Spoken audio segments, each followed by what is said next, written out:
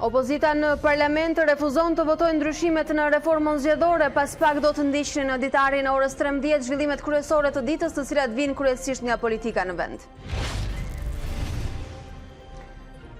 Kërkesa kryesore e opozitës sot në Komisionin e Reformës Zgjedhore është mosadresimi i rekomandimeve të cilat vijnë nga OSBE-dir, duke përmendur këtu depolitizimin e administratës zgjedhore.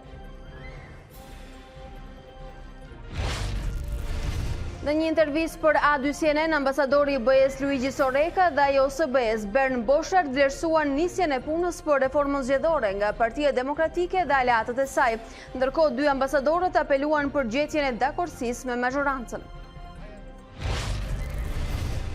Banka Botërore ka publikuar ditën e sotme raportin për klimën e të bërit biznes në vendin tonë, Doing Business, për vitin e fundit, i cili përfshin ekonomitë e 190 vendeve të botës.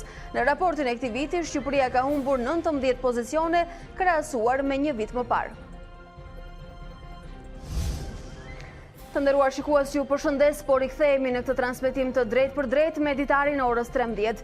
Për mbledhje të zhvillimeve më të rëndësishme të minutave dhe orëve të fundit, raportime të drejtë për drejta dhe të ftuar në minutat në vijim, duke parë dhe informacionet më të fundit të cilat vijnë nga aktualiteti e politika në vend, rajon dhe botë si këto.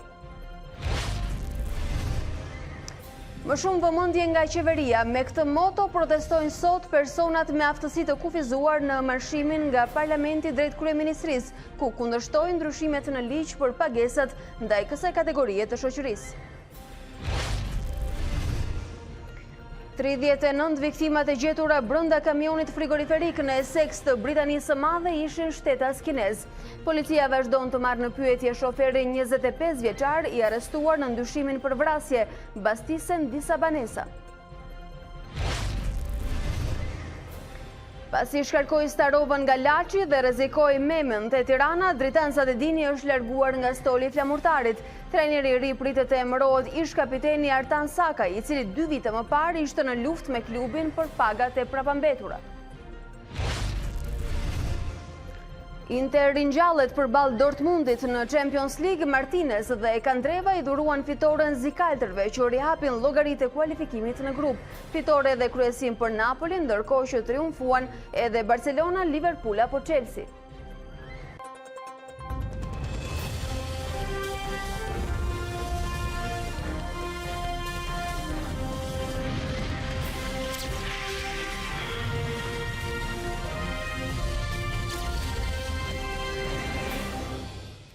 Banka Botërore ka publikuar ditën e sotme raportin Doing Business, i cili përfshin ekonomitë e 190 vendeve të botës. Në klasifikimin e këtij viti, Shqipëria renditet në vendin e 82, duke humbur 19 pozicione nga një vit më parë. Shifra këto që tregojnë një përkeqësim të bërit biznes në Shqipëri vetëm në harkun e një viti. Shqipëria ka humbur 19 pozicione në renditjen e Doing Business. Indeksi publikuar nga Banka Botërore që përdoret si referencë nga investitorët global e rendit Shqipërinë në vendin e 82, duke lënë pas në rajon vetëm Bosnjë dhe Hercegovinën në vendin e 90. Mungesa e reformave në fushën e të bërit biznes është arsyeja kryesore pse Shqipëria ka mbetur pas vendeve të tjera, ndërkohë që raporti mbështetet vetëm në kuadrin ligjor dhe nuk shton si element krizën politike. Pajisja me leje ndërtimi, pagesa e taksave dhe zbatimi i kontratave mbeten pengesat kryesore për investitorët e huaj në Shqipëri, ndërsa Doing Business vlerëson progres të qëndësishëm vetëm në fushën e lidhjes së energjisë elektrike. Pavarësisht faktit se qeveria kishte kërkuar edhe konsulencë pikërisht për ndërmarrjen e reformave në përmirësimin e indikatorëve të Doing Business, lista e masave të ndërmarra vitet e fundit është anemike, veçanërisht krahasuar me vendet e tjera të rajonit. Ndër vendet e Ballkanit Perëndimor që shihen edhe si konkurrentët kryesor në përthithjen e investimeve të huaja, kryeson Maqedonia, megjithse në rënje në klasifikim krahasuar me një vit më parë. Ajo ndiqet nga Serbia në vendin e 44, Malizi në vendin e 50 dhe Kosova në të 57. Serbia është në fakt vendi vetëm në rajon me përmirësim në renditje, fal reformave të ndërmarra në thuajse çdo fushë që mbulon indeksi. Të nderuar shikues, në këto momente do t'i japim vëmendje zhvillimit politik të ditës. Reforma zgjedhore. Do të shohim se çfarë produkti kemi nga mbledhja e sotme e Komisionit të posaçëm për reformën zgjedhore dhe detajet na jep reporterja jon Elona Gjylmi, e cila ka ndjekur sot pikërisht të komision. Elona, u duk se nga propozimet e ardhura nga ekspertët ishte opozita, ajo brenda parlamentit, e cila reagoi kryesisht për rekomandimet e munguara të OSBE-dir, ku përmendi depolitizimin e administratës zgjedhore. Cila ishte përgjigjja që mori opozita sot? Brenda në mbledhje që u zhvillua me dyert të mbyllura Alba, opozita ka ngritur shqetësimin pikërisht për këtë pjesë, një ndër rekomandimet kryesore të OSBE-dirit, i cili nuk gjeti reflektim në fazën e parë të draftit të ekspertëve, dhe gjithashtu çështjen e sistemit. Opozita ka nguli që nuk do të votonte asnjë nismë që nuk përmbante brenda saj ndryshimin e sistemit elektoral, por nga ana e maxhorancës dhe nga ekspertët ju bë me dije se kjo ishte vetëm faza e parë dhe brenda nëntorit do të kalohet dhe me fazën tjetër, me rekomandimet e tjera dhe propozimet e tjera për të ndryshuar kodin elektoral që prekin pikërisht kapitullin e depolitizimit të administratës zgjedhore.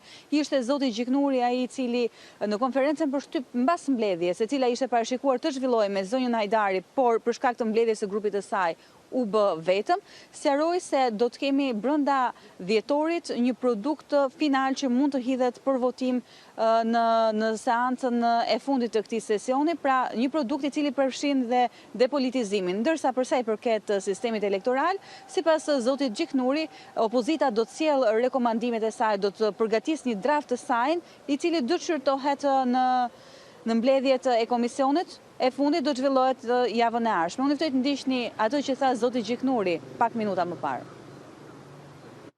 Ka disa vendime realisht të guximshme, ka disa propozime jashtëzakonisht radikale, sidomos ajo që do të ketë detyrim, që i vë detyrim qeverisë që për 6 muaj të raportojë për çdo lloj aktiviteti dhe është një komision qendror i zgjedhjeve i cili vendos nëse do të konsiderohet aktivitet me përmbajtje politike elektorale ose jo, duke kthyer de facto qeverin gati si një qeveri gjysmë teknike, do të thoja, sepse ndalohet për 6 muaj përpara zgjedhjeve aktiviteti i mirëfillt politik, ajo që presupozohet nganjëherë të quhet si avantazhi që ka gjithmonë forca në pushtet nëpërmjet qeverisë që krijon përpara zgjedhjeve, pra avantazhit përpara fushatës zgjedhore.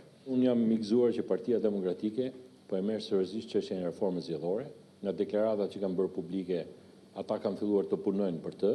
Pavarësisht se ata nuk e njohin Komisionin e Reformës Zgjedhore, siç edhe kanë deklaruar publikisht, ne nuk na pengon që të krijojmë çdo lloj mënyre sui generis komunikimi për aq kohë sa opinionet e tyre në lidhje me projektet apo propozimet që ata kanë në lidhje me përmirësimet e kodit zgjedhor të mund përfshihen si punë e Komisionit të Reformës Zgjedhore. Nëse ata do të përgatisin draftet të tyre, opinionet të tyre, duke dhënë dhe OSBE-s dhe jo ne në mënyrë drejt për drejt, ne natyrshëm do kemi mundësi t'i marrim, t'i trajtojmë dhe në fundit mund të jetë një mënyrë shumë e mirë pa qenë direkt në komunikim, meqense ekziston një lloj kompleksi i tillë, ne do bëjmë çmos që çdo propozim i Partisë Demokratike, i grupit tyre, i cili është në përputhje me rekomandimet e OSBE-dirit, natyrshëm ne do t'i marrim parasysh dhe mase do të jetë një rast i rrallë ku dakordësia e kodit zgjedhor nuk do të shtrihet vetëm në partitë parlamentare, por edhe në partitë jashtëparlamentare. Elona, duket sikur një frymë e re ndihet në fjalën e zotit Gjiknuri pas Komisionit të Reformës Zgjedhore sot. E rikthem vëmendjen te një prej frazave më të rëndësishme që duk sikur e lëshoi si sinjal. Ai foli për limitim të kompetencave të institucioneve publike 6 muaj para mbajtjes së zgjedhjeve, që ato mos të ushtrojnë aktivitete pa lejen dhe dritën jeshile të Komisionit Qendror të Zgjedhjeve. A mund të ngrihet një paralele duke e parë si një parafrim qëndrimeve me një prej kërkesave të kryesore të opozitës jashtëparlamentare, atë për 6 muaj qeveri teknike? Nuk është e ngjashme, Alba, pasi unë personalisht e lexova draftin që u bë publik për media ditën e djeshme, draftin e ekspertëve, në të flitet për një kompetencë që jepet Komisionit Qendror të Zgjedhjeve për të marrë njoftime nga institucionet publike, qofshin ato qendrore, qofshin ato vendore, për çdo aktivitet që do të zhvillojnë. Pasi përdorimi i administratës publike për fushat elektorale ka qenë një nga kritikat e përhershme të raporteve të OSBE-dirit. Në rast se KQZ vlerëson se aktiviteti është për fushat, atëherë në faqen zyrtare të institucionit apo dhe në vendin ku zhvillohet aktiviteti vendoset mbi shkrimi i ndaluar nga Komisioni Qendror i Zgjedhjeve. Kjo deri diku do të frenojë, sipas zotit Bledi Skënderi që patëm mundësi ta intervistonim dje, do të frenojë zhvillimin e fushatave duke përdorur administratën, por nuk i jep kompetencë të plotë të Komisionit Qendror të Zgjedhjeve.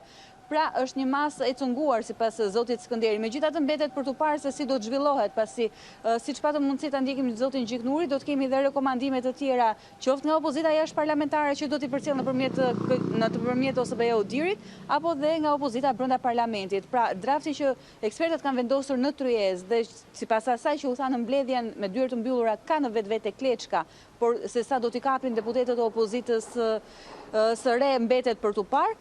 Këto kleçka do të votohen ashtu siç janë apo mund edhe të ndryshohen. Duket se opozita e re do të ketë edhe një draft propozim në vete. Unë të falenderoj që e ke ndjekur sot punën e Komisionit Reformës Zgjedhore. Do të kemi komunikime dhe materiale të tjera edhe në hapësirat informative në vijim. Për momentin të falenderoj për informacionet. Financimi i partive në fushat si dhe administrimi zgjedhor kanë qenë dy temat për të cilat kanë diskutuar në selin blu ekspertët e opozitës së kryesuar nga Partia Demokratike. Ndërto përfshihet edhe votimi dhe numrimi elektronik, ndonse Gazmend Bardhi, numri 2 i Partisë Demokratike, nuk dha detaje mbi këto propozime. Ndërsa ish deputetja e LSI Silva Caka e quajti jo serioz angazhimin e kryeministrit sa i përket shitblerjes së votës. Edhe opozita ka qenë e angazhuar tërësisht, jo vetëm në propozime konkrete që lidhen me reformën zgjedhore, por dhe për të bashkëpunuar dhe për të dhënë kontribut përbashkët edhe me palën tjetër, pra me kuvendin monist. Sot kemi përmbyllur dy çështje kryesore të reformës zgjedhore që lidhen me financimin e fushatave dhe të partive politike, si dhe çështjet që lidhen me administrimin e procesit zgjedhor. Është shumë e rëndësishme për ne që jo vetëm të kemi një produkt serioz, sepse tashmë jemi të qartë që është i vetmi produkt i cili do të jetë serioz, është ai i opozitës bashkuar. Do t'ju sjell vetëm një shembull për të treguar se sa seriozisht e merr Edi Rama dhe gjithë mazhoranca e tij reformën zgjedhore, kur një rekomandim tërësisht serioz nga OSBE Diri i vjen lidhur me shitblerjen e votës dhe vetëm masë që ndërmerr Edi Rama është një deklaratë personale. Ne e dim shumë mirë që Edi Rama nuk është nga ato njerëz që mban premtimet e tij, as elektorale dhe as personale, e dim shumë mirë që nuk i përmbush as deklaratat personale. Dhe kjo është të tallesh me qytetarët shqiptar. Ambasadori i Bashkimit Evropian në Tiranë, Luigi Soreka, dhe ai OSBE-s Bernd Borchert folën ekskluzivisht për A2CNN lidhur me lëvizjen e opozitës jashtëparlamentare për reformën zgjedhore. Diplomatët e quajnë lajm të mirë këtë angazhim dhe inkurajojnë palët për dialog. Angazhimin e opozitës së bashkuar për të ecur paralelisht me punimet e Komisionit Posaçëm Parlamentar, ambasadori i BE-s në Tiranë, Luigi Soreka, e quan një hap pozitiv para. Çdo punë e bërë për të ecur përpara me reformën elektorale është i mirëpritur. Në një intervistë ekskluzive për A2CNN, Soreka duket optimist kur thotë se rruga e nisur do të duhet i ul palët në një dialog. Opozita jashtëparlamentare është angazhuar që të punojë me reformën zgjedhore dhe ky është një lajm i mirë. Është e rëndësishme që puna e bërë po shkon drejt ndryshimit të ligjit aktual. Në fund të ditës do të ketë një moment që palët do të ulen me njëri tjetrin. Gjuha e përbashkët, sipas kryediplomatit të BE-s, gjendet kur zhvishet nga kushtëzimet. Parakushtet nuk janë domosdoshmërisht ato që të çojnë drejt dialogut, ja kam thënë miqve të mi të opozitës brenda dhe jashtë parlamentare. Do të vijë një kohë kur kompromisi duhet bërë. Apeli është që të jenë të hapur për dialog, pa kushte. They have two meetings separated from each other today. A2CNN kërkoi një qëndrim edhe nga kreu i OSBE-s Bernd Borchert, lidhur me pozicionimin në dy llogore paralele të mazhorancës dhe opozitës jashtëparlamentare për ndryshimin e ligjit elektoral. Shumë mirë që filluan të punojnë. Ata duhet të bëjnë bashkë idetë e tyre.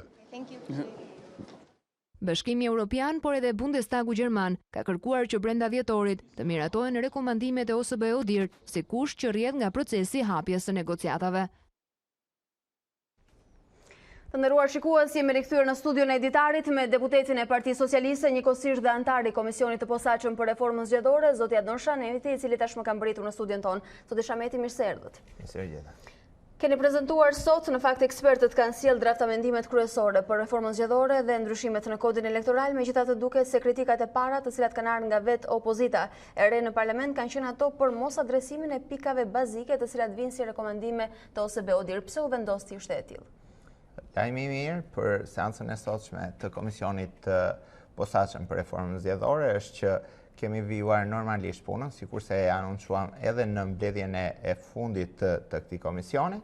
Është proceduar sot me bllokun e parë të gjetjeve dhe rekomandimeve të OSBE-ODIR-it në bashkëpunim të plot me ekspertët tashmë të miratuar në këtë komision të posaçëm të reformës zgjedhore. Janë trajtuar në këtë blok të parë të këtyre gjetjeve çështje që kanë të bëjnë me fushatën zgjedhore, çështje që kanë të bëjnë me respektimin apo përcaktimin e kuotave të caktuara në listat zgjedhore sa i përket pjesëmarrjes së femrave në këto lista, çështje që kanë të bëjnë me ndikimin e administratës gjatë fushatës zgjedhore edhe elementë që kanë të bëjnë me këto gjëra. Bloku tjetër ka të bëjë me gjetje që do të kenë lidhje me financimin e partive politike, gjëra që kanë të bëjnë me depolitizimin e administratës zgjedhore, ashtu sikurse u anoncua dhe në insertin e paraqitur nga ana juaj në lidhje me forcimin në thonjza të Komisionit Qendror të Zgjedhjeve, sa i takon autoritetit të tij dhe vendimarrjes së tij gjatë dhe në përfundim të fushatës elektorale, në lidhje me qëndrime që kanë të bëjnë edhe me veprimtarinë e qeverisë dhe mirë administrimin e gjithë procesit me qëllim që ndikimi i autoritetit ekzekutiv apo administratës shtetërore të jetë minimal, pra të mund të shmanget totalisht që gjithë njerëzit të votojnë të lirë dhe të përkrajnë atë alternativë politike që e mendojnë të duhur. Megjithatë, përveç opozitës së re, e cila sot ju kritikoi për mos adresimet dhe mos reflektimin e tyre që ju e quajtët çështje kohe fizike dhe do të jenë në një fazë të dytë, kanë qenë edhe organizatat jo qeveritare, të cilat kanë dhënë propozime dhe sugjerimet tuaja, të cilat sot kur e kanë parë draftin, një pjesë të zbardhur, e kanë quajtur si një draft të dobët. A do të keni dëshirë dhe vullneti reflektoni këto sugjerime që vinë për ta përmirësuar, ndonsa ajo do të jetë në punë sipër? Ju siguroj që ne në komision kemi gjithë predispozicionin, gatishmërinë që të adresojmë çdo gjetje, sugjerim apo propozim, si nga NGO-t e ndryshme, ashtu dhe nga opozita jo parlamentare, që jam shumë i kënaqur që sot ka pas një adresim nga ana e tyre të çështjeve të reformës zgjedhore, dhe ne mirëpresim çdo propozim apo sugjerim dhe do ta bëjmë pjesë të agjendës veprimtarisë në Komisionin e Reformës Zgjedhore. Duke u referuar Open Data Albania, të cilët ishin të ftuar mëngjesin e sotëm në këtë studio për diskutuar për draftamendimet fillestare që kemi në dorë, ata thonë se keni gjetur një rrugë, një kanal, një formulë për të kamufluar sërish dhe për të mos pasur transparencë për burimet, fondet financiare të cilat vinë në drejtim të subjekteve politike. Janë në konflikt interesi tha sepse flasim për portofolet e tyre. Unë ju siguroj që kemi gatishmërinë edhe përmes ekspertëve dhe ekspertizës më të mirë, qoftë ekspertëve të brendshëm që kemi caktuar në komision, ashtu edhe përmes mbështetjes që kemi nga OSBE-ODIR-i, misionet përkatëse, dhe ekspertizën e ekspertëve ndërkombëtar që ka qenë e vazhdueshme, pasi është një proces që ka mbi 2 vite që vazhdon, që të gjithë këto problematika që ju i përmendët të gjejnë zgjidhje përfundimtare dhe të menjëhershme. Çështjet e financimit të fushatës elektorale, çështjet e financimit dhe të mbulimit mediatik gjatë fushatës elektorale, dhe sot kemi pasur një debat shumë të shëndetshëm për një kohë të caktuar gjatë veprimtarisë në komision, sepse mediat nuk kanë qenë pranishme, dhe ju siguroj që varianti përfundimtar do të jetë dinjitos dhe do të gjejnë zgjidhje të gjitha këto shqetësime. Pra, keni vullnet për të reflektuar edhe kritikat që vijnë qoftë nga OEQ apo edhe opozita brenda dhe jashtë parlamentit, e cila sot nuk është ulur me ju në tryezë, ndonse ka qenë ftuar, por me grupin e punës së ngritur për opozitën e bashkuar pikërisht për reformën zgjedhore, kanë punuar dhe kanë dalë me një deklaratë ku thuhet se po punojnë për një angazhim përbashkët dhe ka një mekanizëm i cili mund të ofrojë konsensus. Dhe këtu flasim për propozimin fillestar që kanë pasur në tryezën e OSBE-ODIR ku ishit dhe ju. Ajo që dua të sqaroj për gjithë opinionin publik është që qoftë në blokun e çështjeve që nisën për të shqyrtuar sot, ashtu dhe në blokun e çështjeve të tjera që do të vijojnë në seancën pasardhëse, janë gjetje dhe rekomandime të OSBE-Odirit për 3-4 zgjedhjet e fundit, 3-4 proceset e fundit zgjedhore, politike apo lokale që janë zhvilluar në Shqipëri, dhe kjo është lënda, ky është brumi mbi cilin ne në komisionin e posaçëm të reformës zgjedhore, ashtu dhe opozita jo parlamentare, apo dhe NGO-të ndryshme që operojnë në Shqipëri, duhet të shtrinë punën e tyre. Kështu që si do filleni në opozitën jashtëparlamentare? Ata sot këmbgulin se Bundestagu Gjerman nuk kërkon dhe nuk këmbgul vetëm për reformë, por edhe për konsensus. Dhe është detyre juaja t'i ftoni, t'i përfshini, t'i involvoni në këtë reformë dhe finalizimin e saj. Nga pikpamja ligjore procedurale, ne tashmë e kemi zgjidhur mënyrën e përfshirjes së opozitës jo parlamentare përmes atij vendimi të pakove më parë të Kuvendit Republikës së Shqipërisë, duke i dhënë statusin e vëzhguesit përfaqësuesit zyrtar të opozitës, dhe ata janë të lutur që të marrin pjesë në komisionin e posaçëm të reformës zgjedhore në çdo kohë dhe të sjellin gjithë propozimet e tyre. Nëse ata mendojnë që rruga më e drejtë për të prezantuar propozimet e tyre është përmes të tretëve, qoftë edhe përmes zyrës së OSBE-Odirit, pse jo edhe ashtu. Ishte një propozim që sapo e dha dhe zoti Gjiknuri, megjithatë. E rëndësishme për ne është që të bëjmë një proces dinjitoz dhe Zoti Shameti, ata kanë ardhur me disa propozime ku duket se problemi kryesor është se ata nuk njohin komisionin dhe kërkojnë një garanci monitorim ndërkombëtar, një strukturë të re. Për ne, për Shqipërinë, është e rëndësishme që ai një nga 2 kushtet që Bundestagu ka vendosur, meqense edhe ju e përmendët pak më parë, është të kompletohet procesi i reformës zgjedhore. Kompletimi i procesit të reformës zgjedhore është përmes implementimit në praktik me ndryshimet që ne do të miratojmë në kodin zgjedhor, të gjejnë pasqyrim gjitha këto gjetje të OSBE-Odirit dhe të bëhet e mundur kryerja e kësaj reforme zgjedhore. Dhe duke realizuar këtë reformë, gjejnë zgjidhje dhe shqetësimet e opozitës apo të kujdo tjetër në këtë proces. Dua ta rikthejmë edhe një herë vëmendje, zoti Gjiknuri në një nga rreshtat e tij në komunikimin për mediat kishte edhe një sinjal të ri sot kur fliste për një rrudhje të kompetencave të institucioneve publike në një periudhë 6 muaj para zhvillimit të zgjedhjeve, duke e lënë një peshë më të madhe Komisionit Qendror të Zgjedhjeve.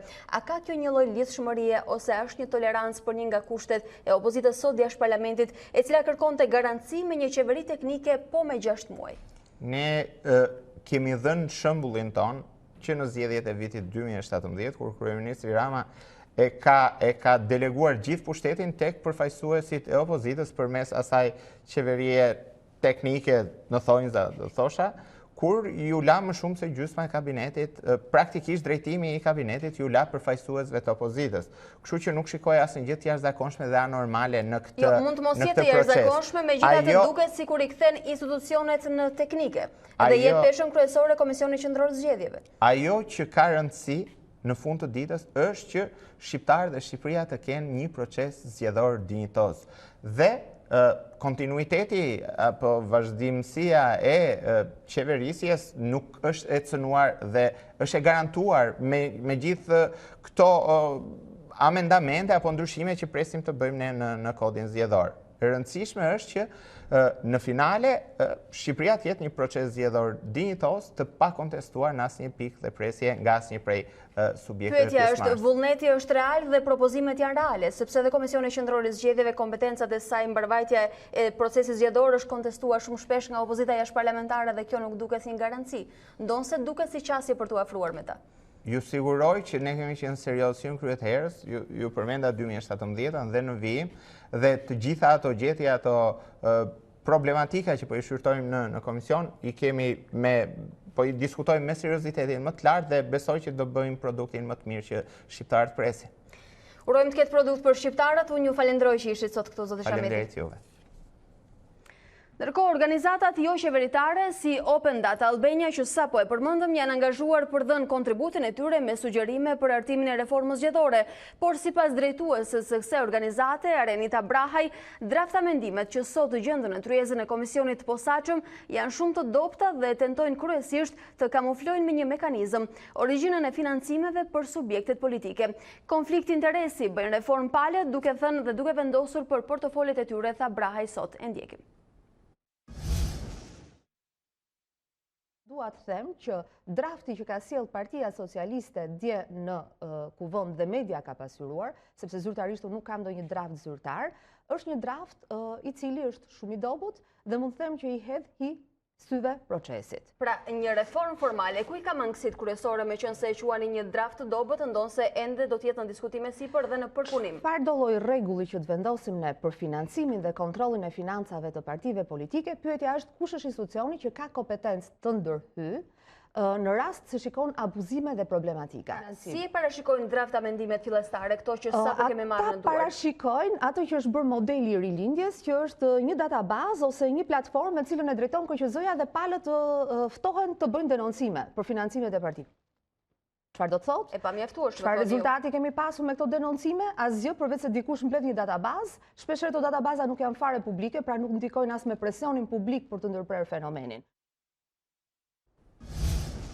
Në studion e Ditarit jemi rikthyer me ish deputetin e Partisë Demokratike, zotin Flamur Noka, mirë se erdhët.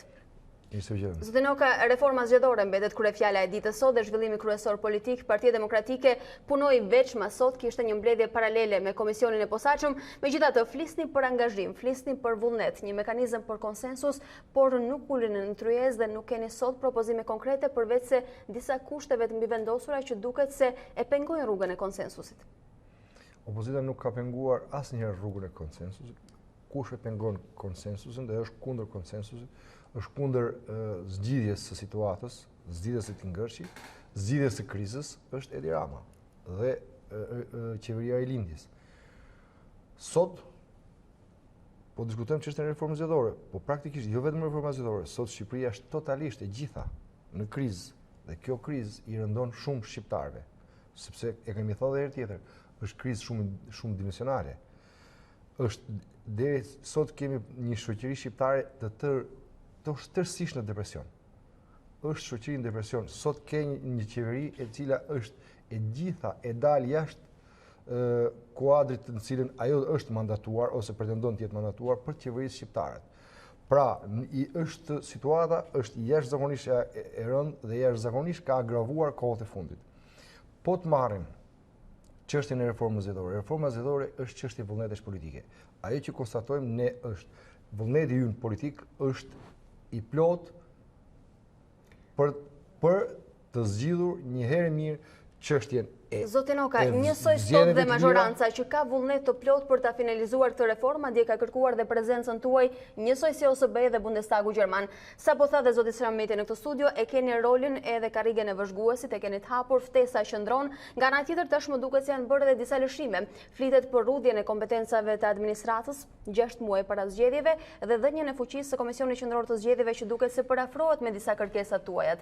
A është kjo një qasje për t'u parafruar me ta? Jo, nuk ka asnjë lidhje me kërkesat tona.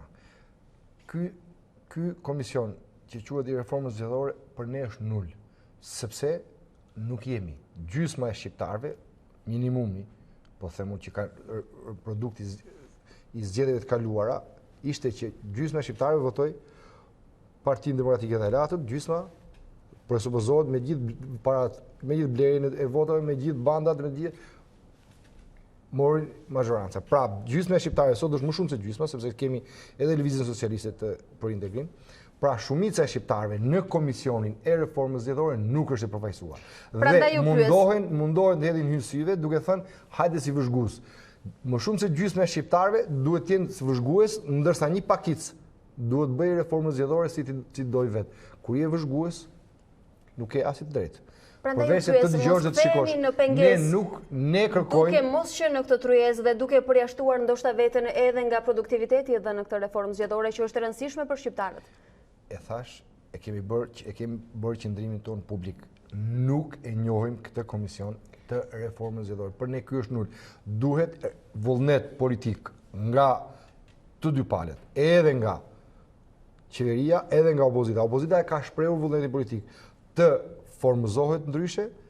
Ne kemi ngritur 3 ekipe, grupe pune brenda opozitës për të përpiluar një draft të reformës zgjedhore dhe pastaj të ndërtohet një komision një komision mbase Zotin Oka, komisionin ku aktual të ketë reformës vendin e saj zgjedhore. kryesor opozita. Komisionin Dhe jo nuk e njihni. opozita e emëruar, Majoranca dhe ka ndërkohë shpërfillur opozita kërkesat që është tuaja. reale të ri në rolin e vëzhguesit. Po ju arrithem edhe njerë, komisionin aktual të reformës zgjedhore nuk e njihni. Majoranca ka shpërfillur propozimin tuaj për një monitorim ose garanci ndërkombëtare, ju e quani një strukturë të re.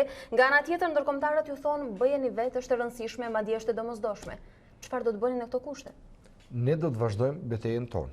Si? Ajo që është që e them është e rëndësishme është vullneti. Ne kemi shprehur vullnetin që të bëhet Shqipëri një reformë zgjedhore e plot, rrënjësore dhe më në fund në vendin tonë të shenjtrohet vota e lirë si në gjithë vendet demokratike dhe Shqipëria të ketë zgjedhje të lira dhe të ndershme, konform standardeve demokratike perëndimore.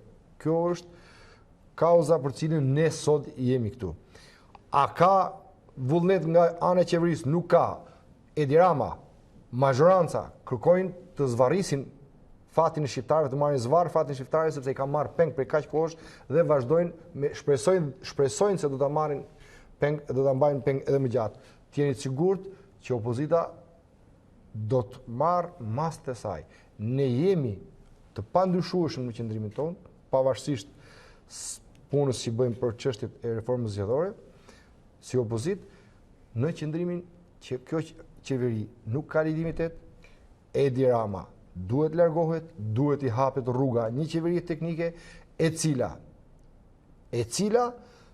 të ketë besimin e palëve dhe të ketë vullnetin për të zhvilluar edhe procesin e dekriminalizimit, por edhe zgjedhjet e lira dhe të ndeshme. Zotin Oka, mund ta Edi Rama ti hapësh, ti besosh reformën zgjedhore e Edi Ramës dhe ti besosh që të bëj zgjedhje me qeverinë e Edi Ramës është një lloj si ti besosh ujkut të ruaj delet. Zotin Oka, reforma zgjedhore le ta quajmë ishte një pretekst i gjetur nga faktorë ndërkombëtarë, ndoshta për t'ju afruar me mazhorancën ku ju shihni shumë probleme dhe e keni të papranueshme uljen në tryezë ose konsensusin në kushtet aktuale edhe me komisionin aktual. Por për tek kësaj, çfarë po bën opozita e bashkuar Partia Demokratike sot? E dim që ka grupe pune për reformën, por përveç kësaj, besoj se keni plane tjera, keni pasur një lloj heshtje deri në marrjen e një refuzimi nga Bashkimi Evropian. Ne kemi kaq kohë që nga korriku që jemi në një fazë riorganizimi dhe rivitalizimi të strukturave të Partisë Demokratike në gjithë territorin e Shqipërisë. Pra jemi marrë me vetveten duke u përgatitur për zgjedhjet. Pra kjo ka qenë, nuk është se kemi qenë në pauzë, por jemi marrë me vetveten. Tani, pas datës 18, situata sigurisht që ka ndryshuar, sepse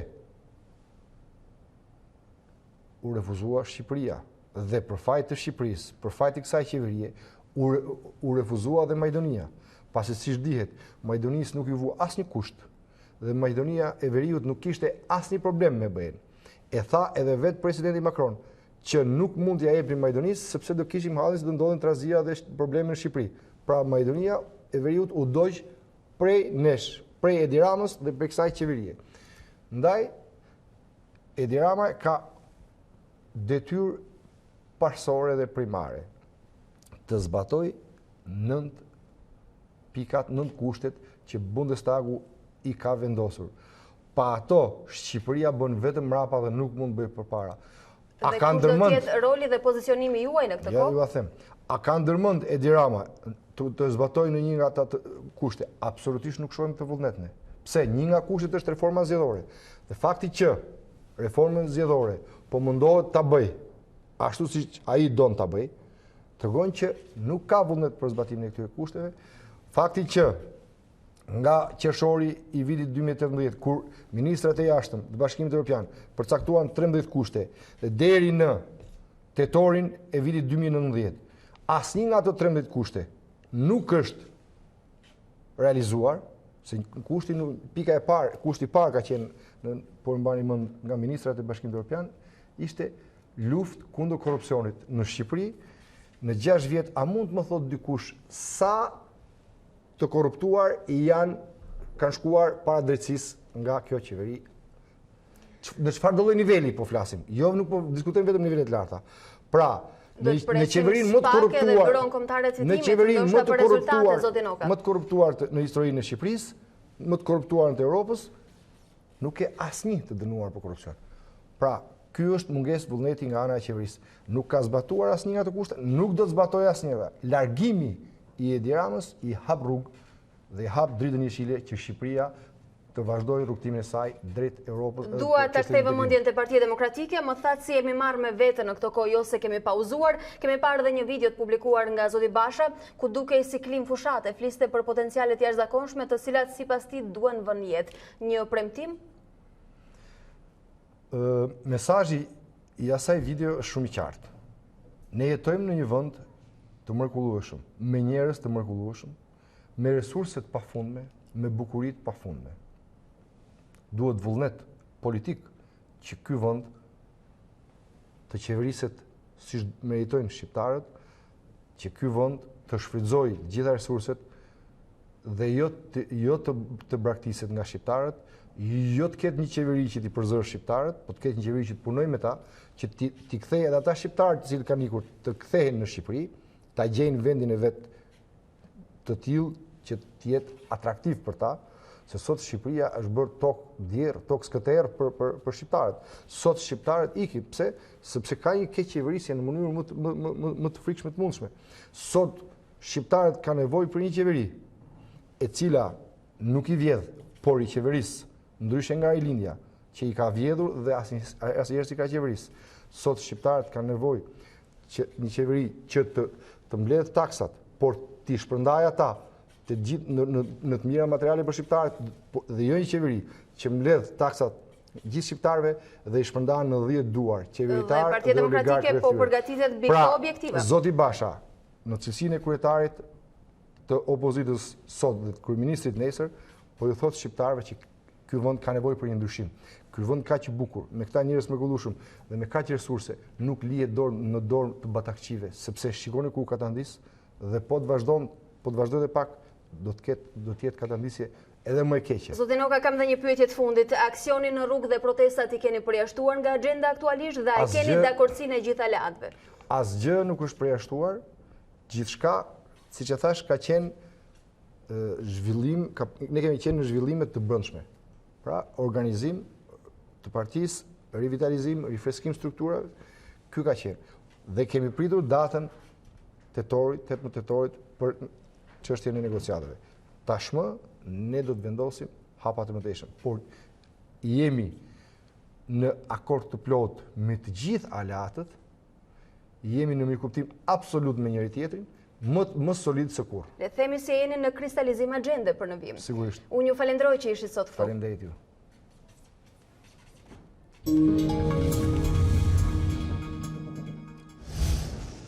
Kryeministri Rama bëri me dije se ka pasur një telefonat 45 minutëshe me kancelaren Merkel. Vendosëm të gjitha pikat mbi i për ecurinë e mëteshme të përpjekjeve të përbashkëta për çeljen e negociatave për antarësim. Kancelaria nënvizoi qëndrimin e Gjermanisë në mbështetje të Shqipërisë. Danke Angela, edhe kështu e mbyll pikërisht denoncimin e tij sotëm edhe kryeministri Edi Rama, i cili sapo ka shkruar për një telefonat ditës sotme, por pa dhënë detaje të tjera. Ndërkohë, analistja Edlira Gjoni sjell prizmin e saj në këtë moment për epizodet e reja që po i shohim në politikën shqiptare.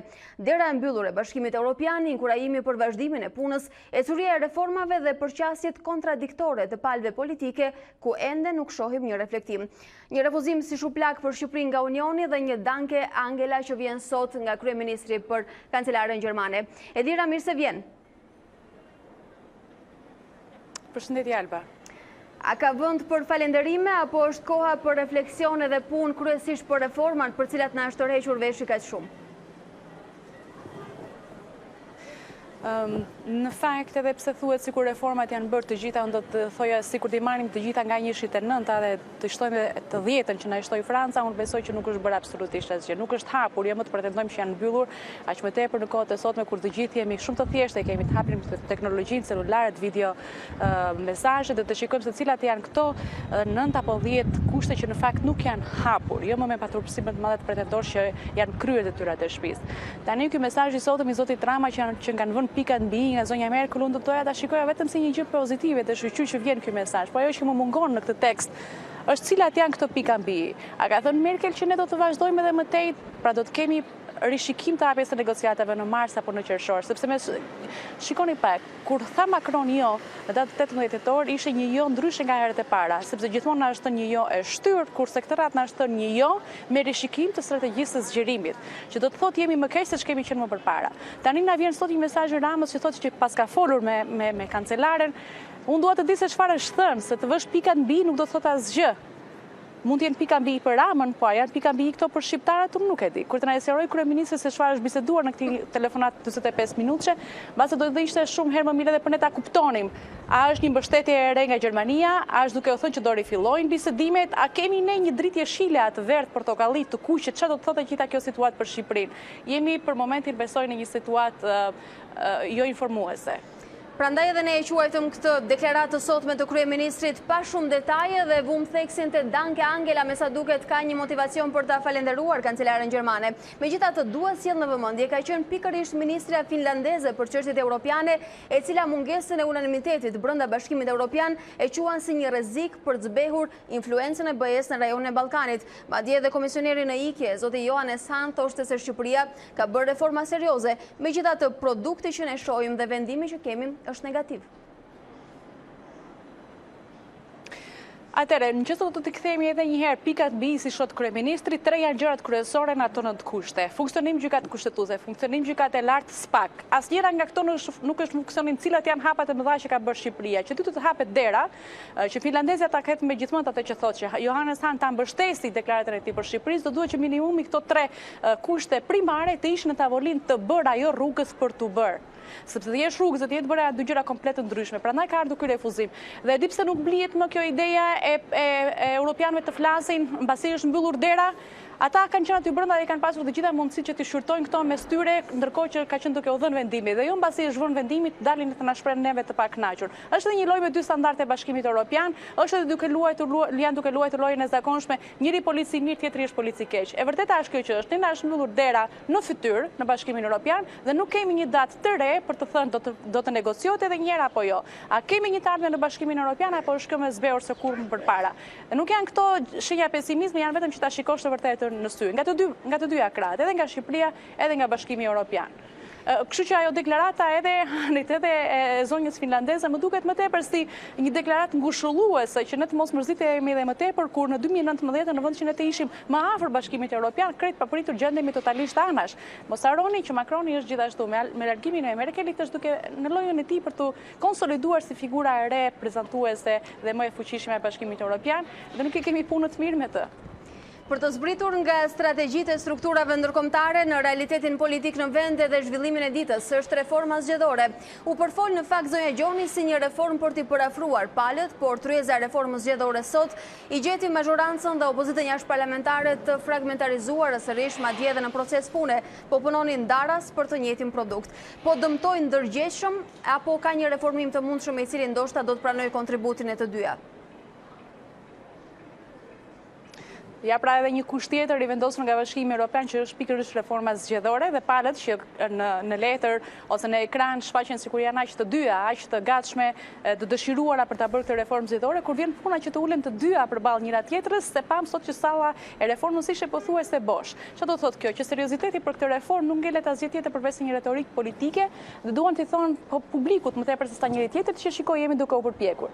Në fakt, nëse ne njerëzit që merremi me media nuk e kemi kuptuar akoma se cili është qëndrimi i Partisë Socialiste apo i Partisë Demokratike për reformën zgjedhore, atëherë kush do ta kuptoj. Dhe fakti që ne nuk e dim është sepse nuk ka një qëndrim. Nuk ka ide të qarta dhe nuk ka vullnet politik për pos fjalë të korridorëve që ne jemi gati të ulemi. Ose do ta bëjmë deri në fund të vitit. Nëse nuk është bërë një reformë zgjedhore për kaq vite, si mund të bëhet për 2 muaj? Atëherë i bie prapë që të bëhet pas kuintave. Një reformë zgjedhore që vetëm e tillë nuk do të quhet. Unë mendoj që ka një seriozitet, një mungesë të madhe serioziteti nga të dyja palët dhe nuk ka pik vullneti që ajo reformë të shikohet tamam siç presim ne. Unë nuk di të ketë asnjë artikulim për listat të hapura nga asnjëra prej partive, përkundërzi ka një mbrojtje të sistemit aktual, por nuk ka sqarim pse ato janë të kënaqura me sistemin aktual e ta vendosin përballë faktit që pse ky sistem aktual në fakt kundërshtohet ose pse ka prodhuar atë parlament që ka prodhuar. Kështu që Alba unë e shikoj si një tjetër retorikë politike dhe një fatkeqësi për ne në fakt që palët politike nuk kanë pikën e vullnetit që të bëjnë këto ndryshime të mëdha që janë elefantin në dhomë përpara se sa ne t'i hedhim fajin tjetër kujt. Megjithatë, për këto rekomandime që dhe ju sapo përmendët, duket se ka qenë opozita e re në parlament, ajo e cila ka marrë një lloj protagonizmi dhe ka këmbgulur që nuk do ta votojë një reformë sa për sy e faqe. Megjithatë, për vullnet flasin, për konsensus dhe mekanizma flasin, por në tryezë nuk ulen. A rrezikojmë të kemi vërtet një reformë vetëm formale? Besoj që frika e kësaj nuk duhet të na dalë. Është e vërtetë që reforma duket sikur është vetëm formale, vazhdon që të jetë vetëm e tillë. Dhe në fund e mbrapa kanë përshtypjen e keqe se kryeministri do vijojë që të ecë drejt kësaj rruge, pra që në letër të ketë një reformë, sikundër në letër kemi kaq shumë arritje dhe gjëra të tjera. Domethënë vetëm jemi duke bërë check boxes. E bëm këtë, e bëm këtë, e bëm të tjetrën, kur pretendon që janë bërë reformat e tani që të gjitha janë përmbushur pikat pa u hapur fare, edhe për reformën besoj që do të ketë të njëjtën përqasje. Opozita e re, me gjithë respektin për përpjekjet që ato po mundohen që të bëjnë, duket se nuk ka as numrat e duhur, as mbështetjen e duhur, as vokacionin e duhur që ta çojë këtë reformë në stadin që duhet, në mbështetjen që duhet. Dhe të mos harrojmë, kjo reformë nuk ka për të bërë dot, në qoftë se në atë tryezë nuk ulet Partia Demokratike dhe Partia Socialiste. Sërish, me gjithë respektin për opozitën e re. Këto dy parti në fakt janë ato që përfaqësojnë shumicën e shqiptarëve, secila prej tyre mban një peshë prej gati 700.000 votash, dhe nëse këto dy parti nuk ulen në tryezën e bisedimeve për reformën, atëherë sigurisht që ngjelet një reformë formale, një reformë që nuk është e validuar, një reformë që nuk përfaqëson votën apo mendimin e palëve që përfaqësojnë partitë politike më të mëdha në Shqipëri. Zonja Gjoni, edhe një pyetje të fundit, ju keni qenë në koherencë të plotë, keni ndjekur debatet mes palëve, opozitës në parlament dhe asaj jashtëparlamentare për ndryshimin rrënjësor të sistemit prekjen e kushtetutës. Ju si e shikoni, cili është sistemi adapt i cili do të rikthente transparencën dhe garancinë, ndoshta edhe besueshmërinë e elektoratit?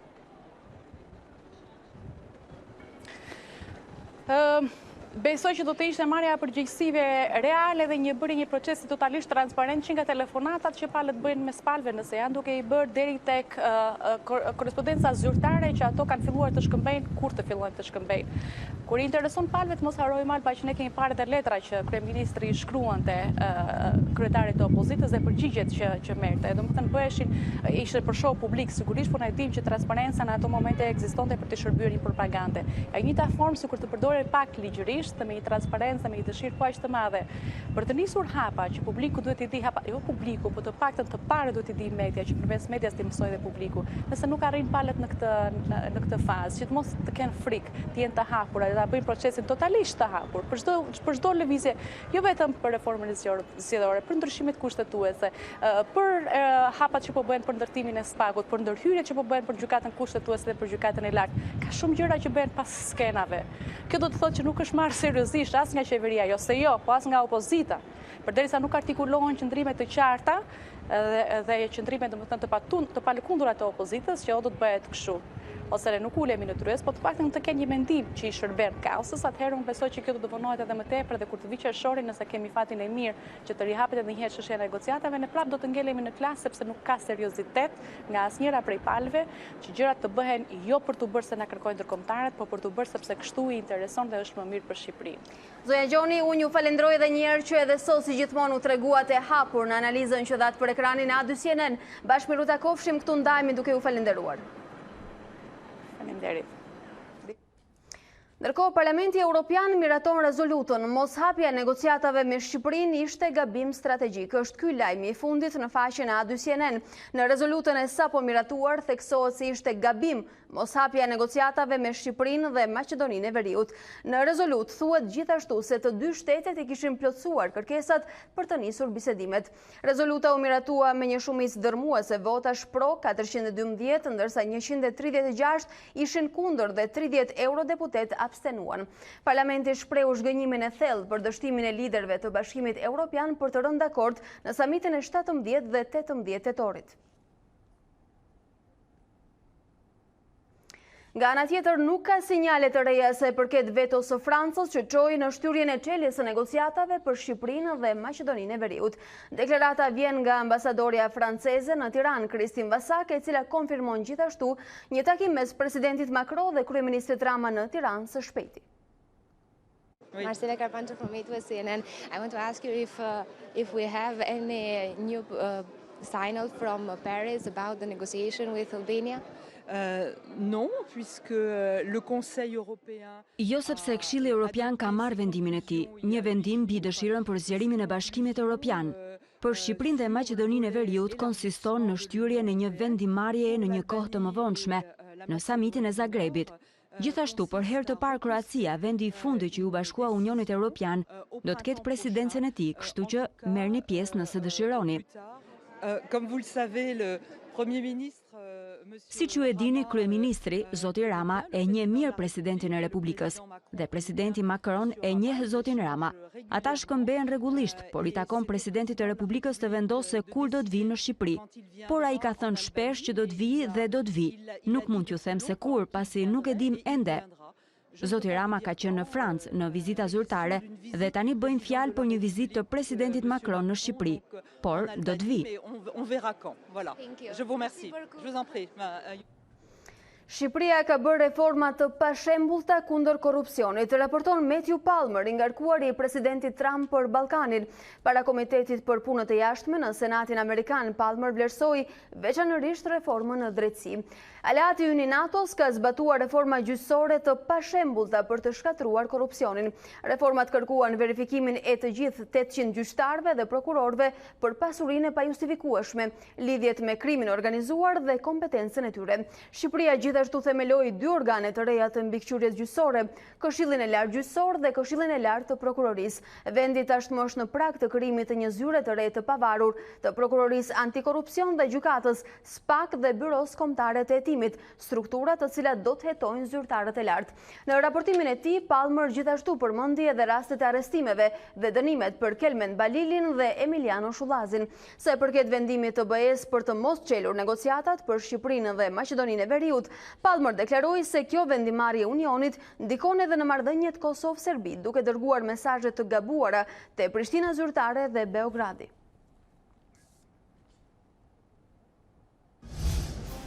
Të nderuar shikues, kjo ishte gjithçka e përgatitur për ditarin e orës 13. Unë ju falenderoj që na ndoqët, bashkë ndajemi këtu për sot. Ju vijoni qëndroni me A2 CNN.